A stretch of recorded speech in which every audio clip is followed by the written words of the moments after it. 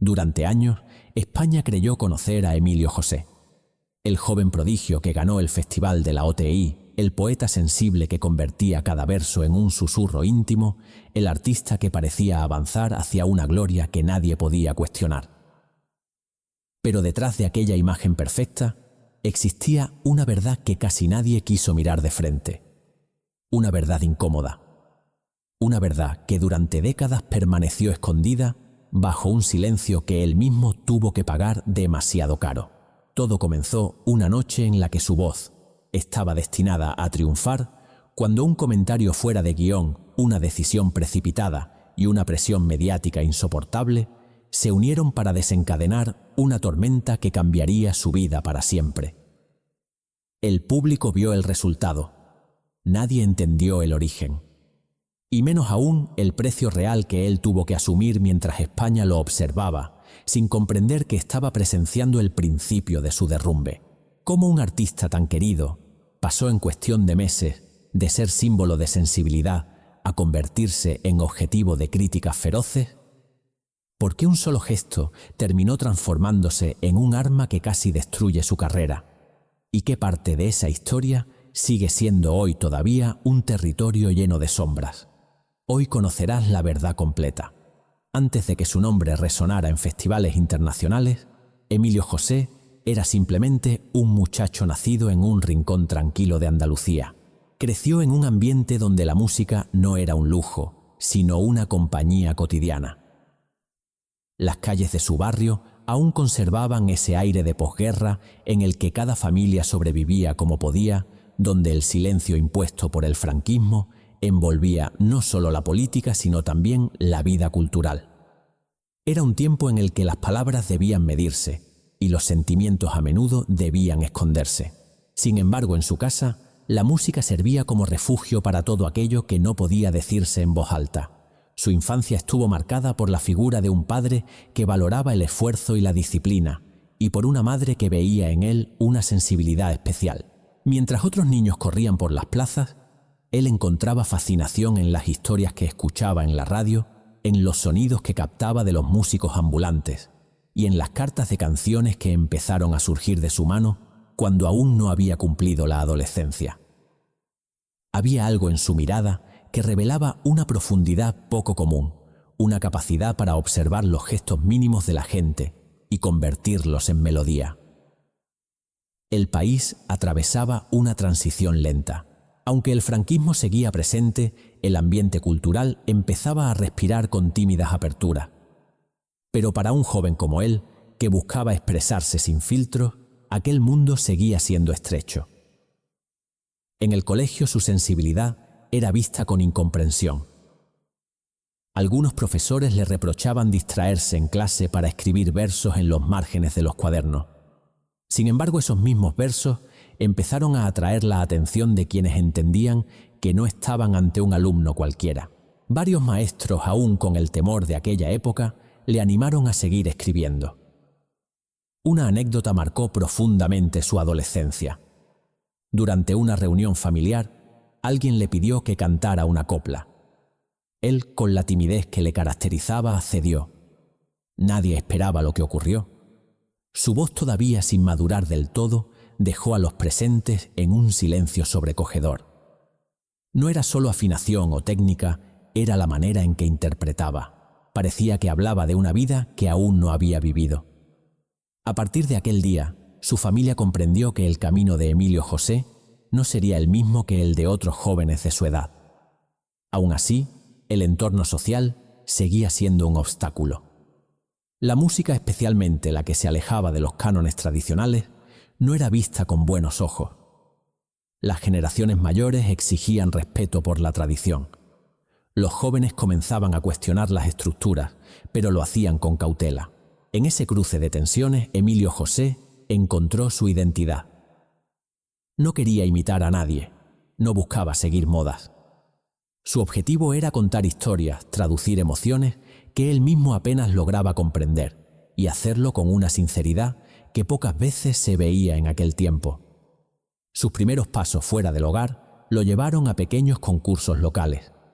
No ganó todos, pero en cada presentación dejaba una impresión imborrable.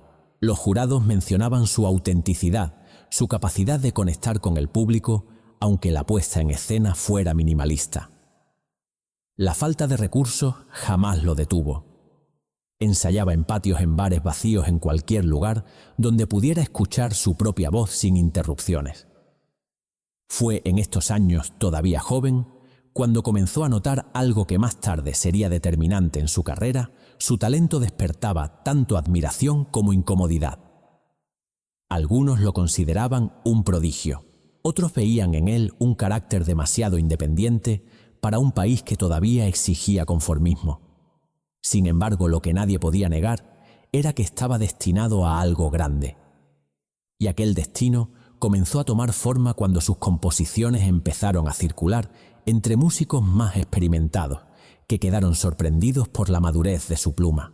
El origen humilde, el contexto restrictivo y la sensibilidad precoz formaron la base de un artista que no tardaría en irrumpir con fuerza en la escena nacional. Pero con esa fuerza también llegaría un desafío que él aún no podía imaginar.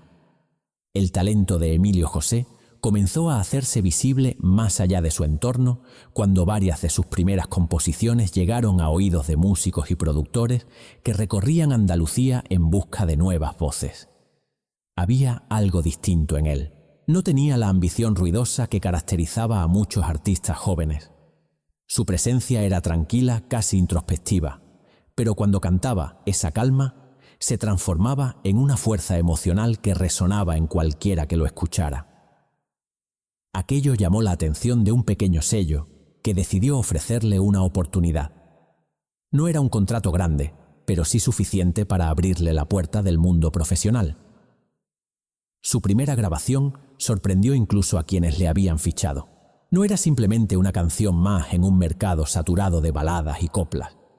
Era una propuesta nueva, un estilo que combinaba sensibilidad poética con una interpretación íntima y casi confesional. En pocos meses, su nombre comenzó a circular por radios locales. Algunos locutores hablaban de él como una promesa, otros afirmaban que su forma de cantar tenía algo que España llevaba años esperando sin saberlo. El verdadero giro llegó cuando se presentó al Festival de la OTI. Para muchos artistas, aquel evento significaba una oportunidad de oro, pero también una prueba dura. La competencia era feroz y las expectativas inmensas. Sin embargo, Emilio José se subió al escenario sin artificios. Su única arma era su voz, y una letra que hablaba de sentimientos universales desde una mirada profundamente personal. Cuando terminó de cantar, el silencio fue absoluto, no porque hubiera fallado, sino porque el público necesitó unos segundos para procesar lo que acababa de escuchar. Y después llegó la ovación. Una ovación que no solo confirmó su talento, sino que anunció su llegada definitiva. Tras aquel triunfo, su vida cambió de forma radical. Pasó de ser un joven desconocido a convertirse en una figura indispensable de la escena musical. Su cara apareció en portadas en programas de televisión, en revistas que buscaban desentrañar el misterio de su sensibilidad. Sin proponérselo, se convirtió en símbolo de una nueva generación que ansiaba autenticidad en un país que empezaba a abrirse lentamente a nuevas formas de expresión. Los conciertos se multiplicaron, sus discos se vendían con una velocidad inesperada. Cada entrevista revelaba un poco más de su carácter reservado pero profundamente reflexivo. La crítica lo recibía con elogios. El público se emocionaba. La industria veía en él una mina de oro. Todo parecía alinearse para construir una carrera sólida y duradera. Incluso aquellos que al principio lo habían mirado con recelo, comenzaron a reconocer que estaban frente a un artista que no se parecía a nadie más. Pero junto con la fama, llegaron también las presiones. La industria empezó a exigirle más. Más presencia mediática, más canciones, más disponibilidad, más exposición. Para un artista tan sensible como él, esa sobreexposición resultó abrumadora. Aunque su carrera crecía sin parar en su interior, comenzaba a gestarse una tensión silenciosa. El éxito tenía un brillo deslumbrante, pero también una sombra que él todavía no sabía cómo enfrentar. Aún así, durante un tiempo, Emilio José logró sostener esa dualidad. Sobre el escenario brillaba como nunca. Su voz parecía capaz de acariciar incluso a los oyentes más duros. Sus composiciones se volvían cada vez más profundas, casi como si su propia vida estuviera tatuada en cada verso. El público lo adoraba porque veían en él algo auténtico en un mundo lleno de artificios. Pero mientras España celebraba su ascenso meteórico, él comenzaba a sentir que algo no encajaba. Un malestar, una inquietud, una sensación de que una sola decisión equivocada podría poner en riesgo todo aquello que había construido con tanto esfuerzo. Y ese presentimiento, aunque él no pudiera nombrarlo, entonces estaba a punto de hacerse realidad.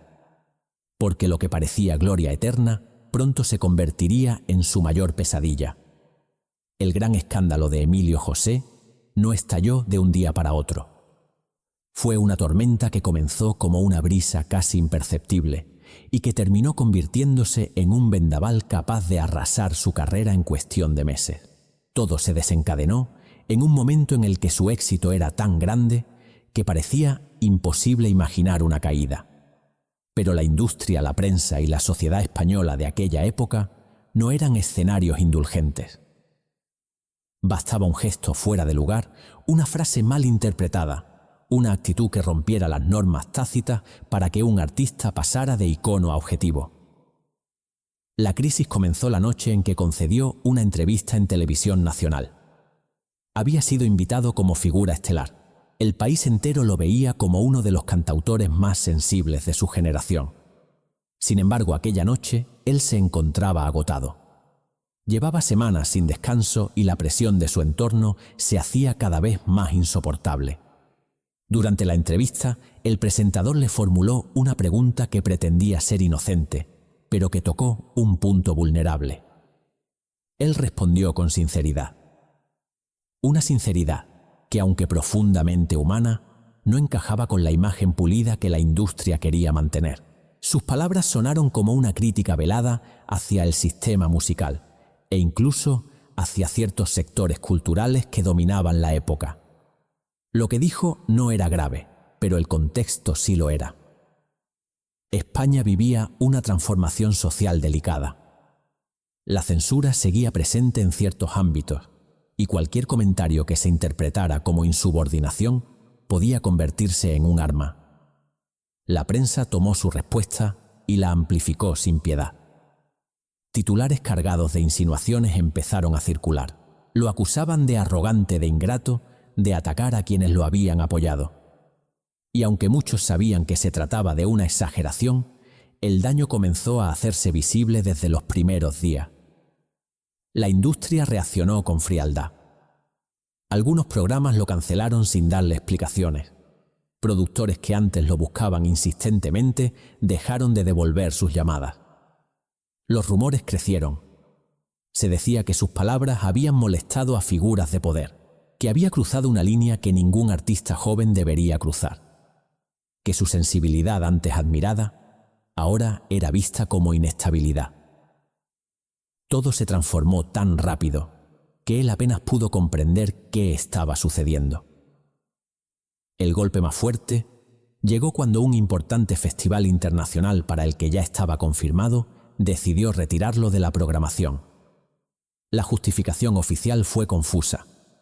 Hablaron de reorganización, de problemas logísticos, de decisiones ajenas a su actuación, pero todos sabían la verdad. Su presencia era considerada arriesgada. Y en un país donde la música y la política siempre habían estado más cerca de lo que se admitía públicamente, aquel veto fue interpretado como un castigo ejemplar. A partir de entonces, el silencio comenzó a rodearlo. Sus canciones dejaron de sonar con la frecuencia de antes. Las entrevistas desaparecieron. Incluso algunos compañeros de profesión, temerosos de verse asociados con él, tomaron distancia. Para un artista cuya vida se sostenía en la conexión emocional con el público, aquella soledad repentina resultó devastadora. No se trataba únicamente de perder contratos. Era una sensación de ser borrado lentamente del mapa cultural. Mientras tanto, los medios continuaban alimentando la narrativa del declive. Lo describían como un artista difícil, imprevisible, incapaz de manejar la fama. Nadie hablaba del agotamiento real que llevaba meses acumulando. Nadie mencionaba la presión constante de un entorno que no toleraba vulnerabilidades. Nadie reconocía que su error había sido simplemente mostrarse humano en un momento en el que se esperaba que fuese perfecto. La crisis afectó también su vida personal. Las dudas comenzaron a infiltrarse en su mente. Se preguntaba si había cometido una falta imperdonable o si simplemente era víctima de una maquinaria que necesitaba héroes perfectos y villanos convenientes. ¿Podría alguien sobrevivir a semejante golpe? ¿Cómo enfrentar un escándalo que no nacía de un acto malintencionado, sino de una sensibilidad no comprendida? La herida más profunda fue darse cuenta de que su talento ya no era suficiente para protegerlo. Había dedicado su vida a la música, había construido una carrera limpia, honesta, basada en historias reales. Sin embargo, bastó una interpretación maliciosa para convertirlo en sospechoso ante los ojos del país. Durante meses, luchó contra esa oscuridad. Intentó explicar lo sucedido, pero sus palabras no lograron atravesar el muro de prejuicios ya levantado. Intentó centrarse en nuevas composiciones, pero cada verso parecía contaminarse con la tristeza del momento. Intentó confiar en que el tiempo pondría las cosas en su lugar, pero el tiempo avanzaba sin misericordia mientras su carrera se hundía lentamente. Lo que comenzó como una entrevista desafortunada terminó provocando un terremoto emocional y profesional del que le costaría años recuperarse. Y aunque nadie lo supo entonces, aquel episodio marcaría el inicio de una de las etapas más dolorosas de su vida. La caída de Emilio José no fue un desplome repentino, fue un desgaste lento, silencioso y profundamente doloroso. Después del escándalo, su nombre comenzó a desdibujarse en un panorama musical que antes lo había recibido con entusiasmo. Las ofertas se volvieron escasas. Los escenarios que antes se abrían para él, ahora parecían cerrarse sin explicación. Y lo más duro fue comprender que aunque no había cometido ningún delito ni protagonizado ningún escándalo moral, su sola presencia se había vuelto incómoda para una industria que prefería evitar riesgos. Durante un tiempo, Emilio José eligió retirarse del foco, no como un acto de derrota, sino como una forma de protegerse. Necesitaba silencio. Necesitaba entender en qué momento el mundo que lo había abrazado se transformó en un lugar donde él ya no tenía espacio.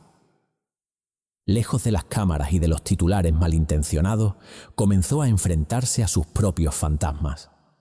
La tristeza se volvió compañera frecuente. Había días en los que la música fluía como antes, pero en otros la simple idea de componer le resultaba imposible. El público que tanto lo había querido también quedó atrapado en la confusión. Algunos lo defendían, pero su voz era débil frente al ruido mediático. Otros simplemente se acostumbraron a no verlo. Y así, poco a poco, él se convirtió en una sombra de lo que había sido. No por falta de talento, sino por una herida emocional que tardaría en cicatrizar. Sin embargo, incluso en los momentos más oscuros, Emilio José conservó algo esencial: su sensibilidad. Esa misma sensibilidad que había sido interpretada como debilidad por algunos, fue la fuerza que lo sostuvo cuando parecía que ya no quedaba nada. En lugar de desaparecer por completo, comenzó a escribir en privado. Canciones que no estaban destinadas a un productor ni a un festival. Canciones que hablaban de pérdida, de injusticia, de la fragilidad del éxito y de la soledad que llega cuando el ruido del mundo se apaga. Con el tiempo, estas composiciones se convirtieron en un refugio, un espacio donde volvía a encontrarse consigo mismo. Y fue, precisamente, este proceso íntimo, casi terapéutico, lo que marcó su verdadera reinvención. No se trataba de un regreso triunfal a los escenarios, ni de recuperar la fama de la noche a la mañana. Era algo más profundo redescubrir por qué había empezado a cantar. Recordar que la música no era una herramienta para obtener reconocimiento, sino un lenguaje para expresar lo que su corazón siempre había querido decir. Cuando finalmente decidió regresar, lo hizo con una serenidad nueva. No buscó grandes campañas ni intentó limpiar su imagen con estrategias mediáticas. Simplemente volvió a mostrar su arte. Y aunque ya no ocupaba los titulares como antes, quienes lo escuchaban ahora lo hacían con una comprensión distinta. Había en su voz una madurez que no se aprende en escenarios ni en concursos. Una huella emocional que solo puede nacer de haber sobrevivido a una caída profunda. En ese renacer, Emilio José descubrió algo que el éxito temprano le había ocultado. El valor de la música no estaba en los aplausos masivos, sino en la conexión auténtica con quienes entendían su historia. Y aunque su regreso no tuvo el estruendo de antaño, sí tuvo algo que pocos artistas logran encontrar después de una crisis tan dura, ¿verdad? Mirar hoy la trayectoria de Emilio José sin comprender el contexto que lo rodeó sería una injusticia. Su legado no se limita a un festival ganado, ni a un repertorio de canciones que marcaron una época. Su verdadera huella es más profunda, más humana y más reveladora del espíritu de un tiempo en el que España buscaba su propia voz tras décadas de silencio. En aquel tránsito hacia una sociedad más abierta, su sensibilidad se convirtió en un espejo donde muchos descubrieron emociones que nunca se habían atrevido a expresar. La música de Emilio José no era solamente melodía, era un refugio emocional para quienes vivían entre la nostalgia y la esperanza. Cantaba al amor sin artificio, a la vulnerabilidad, sin miedo a la verdad íntima que a veces cuesta admitir incluso ante uno mismo. En una época en la que se esperaba de los hombres una dureza casi obligatoria, él irrumpió con un estilo que reivindicaba la fragilidad como una forma de valentía. Muchos artistas posteriores reconocieron que sus letras les enseñaron a explorar la sinceridad sin temor a ser juzgados. Su influencia también alcanzó a una generación de cantautores que encontraron en su ejemplo la libertad para escribir desde la profundidad personal. No se trataba de imitar su estilo, sino de asumir que la música podía ser un espacio donde la intimidad y la poesía convivieran sin necesidad de filtros. En programas de radio, en tertulias culturales y en testimonios de músicos jóvenes, su nombre reaparece como el de una figura que abrió caminos invisibles pero determinantes. Pero su legado no solo se mide en términos artísticos. La historia de Emilio José también se convirtió en una advertencia sobre la fragilidad de la fama y la dureza con la que la sociedad juzga a quienes se atreven a salirse de la norma. Su caída reveló el peso de una censura emocional que todavía persistía en ciertos sectores. La forma en que fue silenciado habla tanto de él como del país que lo vio crecer. España estaba cambiando, sí, pero aún arrastraba viejos temores, viejas reglas no escritas y viejas estructuras de poder que no siempre toleraban la autenticidad. A pesar de ello, su figura tuvo una segunda vida en la memoria colectiva. Con el paso del tiempo, la distancia permitió que muchos reconsideraran lo sucedido. Lo que en su momento fue interpretado como polémica o arrogancia, se reveló después como una defensa torpe pero honesta de su propia sensibilidad. El público volvió a escuchar sus canciones desde otro lugar, reconociendo en ellas una belleza que había quedado eclipsada por la tormenta mediática. En homenajes recopilatorios y programas retrospectivos, su nombre aparece como uno de los representantes más singulares de la canción de autor en España. No por extravagancia ni por excentricidad, sino por su autenticidad. Esa palabra tan difícil de sostener en el mundo artístico se volvió la esencia de su memoria. La manera en que los fans lo recuerdan también forma parte de ese legado. Muchos hablan de la emoción que sentían al escucharlo en directo, de la forma en que parecía cantar para cada persona de manera individual, como si su voz pudiera atravesar el ruido del mundo y llegar directamente a lo más profundo del alma. Otros recuerdan su timidez, su mirada cálida, su forma de evitar el protagonismo innecesario, incluso cuando estaba en el centro de la atención. El legado de Emilio José no es el de un ídolo perfecto, es el de un hombre que sufrió, que dudó, que cometió errores y que pagó un precio desproporcionado por ello. Pero también es el de un artista que, a pesar de todo, se mantuvo fiel a su verdad. Y esa fidelidad, aunque le costara heridas profundas, terminó convirtiéndose en el pilar que sostiene su recuerdo hoy. Porque al final, su historia demuestra que la música no se mide solo en aplausos ni en números. Se mide en la huella que deja en quienes la escuchan. Y la huella de Emilio José, lejos de borrarse, sigue viva en cada persona que encuentra en sus canciones un pedazo de sí misma. La historia de Emilio José no es la de un ascenso perfecto ni la de una caída definitiva. Es la historia de un hombre que se atrevió a sentir en una época que castigaba la sensibilidad. Un hombre que abrió su corazón ante un país que aún aprendía a escucharlo, sufrió la herida de la incomprensión, vivió el silencio impuesto por una maquinaria que no perdona los matices, y aún así nunca dejó de buscar verdad en cada verso que escribió.